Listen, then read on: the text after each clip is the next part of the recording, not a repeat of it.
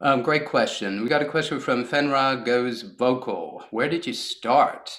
How long did it take you to discover your voice distortions? And do you have a favorite?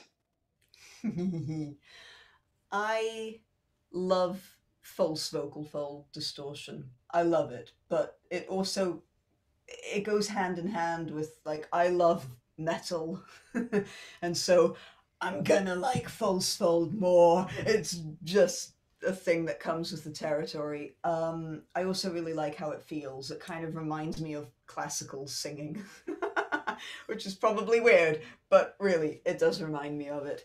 Um, I started by mistake, like everyone who does distortions, I think, is like by mistake one day.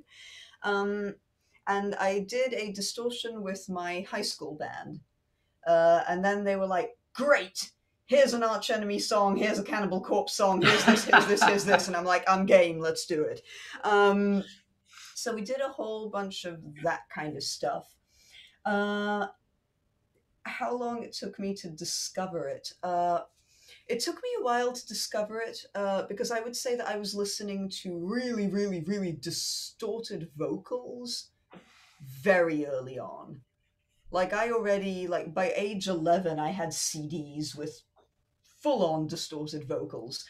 So I was really into that sound. And it took me until like 15 years old to muster the courage to try it. I was very scared about producing that sound. Um, Especially because everyone keeps saying these weird things, like they're like, "Oh, you can tell if the singer's a woman." I'm like, why? But for it's very inhibiting because you want to sound like a dude, or at least I want to sound like a dude. I don't know what other people want. But yeah, so it took me a long time to try it, and then once I found that, I kind of felt comfortable with it, and I played around with it, and I only got very serious about it years later. Um, and from then on, I would say 3 to 5 years, I think, is a good reference point. Generally, I think 5 years is a good marker for vocal things because somewhere around the 5 year mark, things are really changing in terms of what you can actually do and what you feel you're able to do. So I think 5 years is a good mark. It's like the horror. The horror, 5 years. Well, let's break it down. I mean, it didn't take you 5 years to find the sound and start No, working with it, right? no. It took me, but I had a very, very, very long route. Like anyone who can't go straight to a teacher and be like, hey, do you specialize in this? Get me there in 3 months.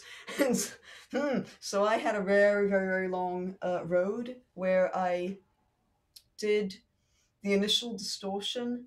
And then I kind of did it in front of various singing teachers, and they were all telling me that I was doing one type of distortion, and I was telling them that I don't think I am. And then I found a Mongolian throat singing teacher, and I'm like, hey, talk to me. And I had lessons with him, and then I found my false vocal folds like that. And then it felt really different. So then I went back to my singing teachers because I had multiple teachers at the time. And I told them, hey, this feels like false fold and this doesn't. And they were like, no, it's both false fold. And then I did the following insane thing, which I don't think any sane person financially would do. But I went in and I got a stroboscopy because no one would believe me. And so I got a stroboscopy of my vocal folds. And yeah, one was false vocal fold and the other was not. And I slightly horrified the laryngologist because I was like, what is that? And he's like, it's just normal phonation. I don't know. It's just breath. It looks like a completely normal vocal fold phonation. I can't visually see any difference to your clean sound. And I'm like, breath. It's a breath distortion. That's what I'm doing. He walks away defeated. So a lot of playing around. And then once I knew this is what false hold feels like, this is what breath feels like, this is the road I want to go down, then 6 months I was doing pretty well, and a year and I was like, yes, bring it on. So there, about a year. That's brilliant. It's so great, you know, and thank you for, I mean, I'm going to say thank you for going down that road and taking that journey, because you have a unique perspective to share. And that's my philosophy. I mean, everything I do is, the only thing I have to share with you, world, is my unique perspective on what I've experienced and learned going through this process. And I share it because I've learned some things that now I understand how much of a difference it can make for you.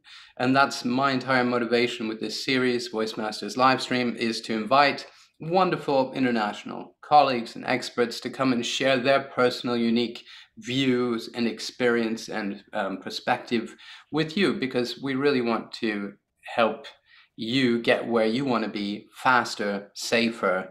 All right.